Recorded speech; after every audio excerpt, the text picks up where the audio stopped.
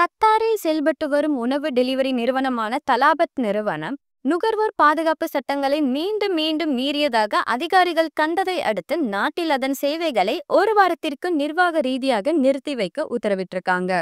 Qatar வர்த்தக மற்றும் தொழில்துறை அமைச்சகம் வாடிக்கையாளர்களிடமிருந்து பல உறுதிப்படுத்தப்பட்ட புகார்கள் கிடைத்ததாகவும் 2008ஆம் ஆண்டின் சட்டம் எண் 8 பிரிவுகள் 7 மற்றும் 11 மற்றும் அதன் நிர்வாக விதிமுறைகளை நிறுவனம் மீறியதாகவும் தெரிவித்துள்ளது.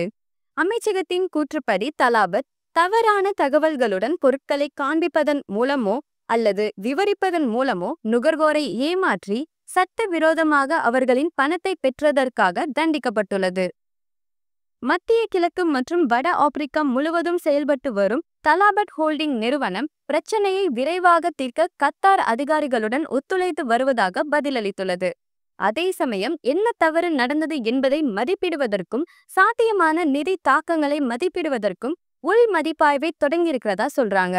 2004ஆம் ஆண்டு குவைத்தில் நிறுவப்பட்ட தலாபத் பிராந்தியத்தின் மிகப்பெரிய டெலிவரி பிளாட்ஃபார்ம்களில் ஒன்றாக மாறியிருக்கு. இது ஐக்கிய அரபு அமீரகம், Saudi Arabia, Oman, Bahrain, Qatar, Jordan, எகிப்து, ஈராக் உள்ளிட்ட 9 நாட்கள்ல செயல்படுது. அதன் வெப்சைட் அண்ட் ஆப் மூலமா உணவுப் பொருட்கள், மளிகை பொருட்கள், மெடிசன் இது எல்லாத்தையுமே டெலிவரி பண்ணிட்டு இருக்காங்க.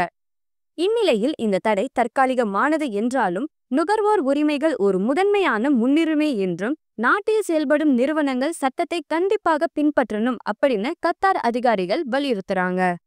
மேலும் இது போன்ற லேட்டஸ்ட் ஐக்கிய அரபு அமீரக செய்திகளுக்கு நம்ம கலீஜ் தமிழ் சேனலை சப்ஸ்கிரைப் பண்ணுங்க.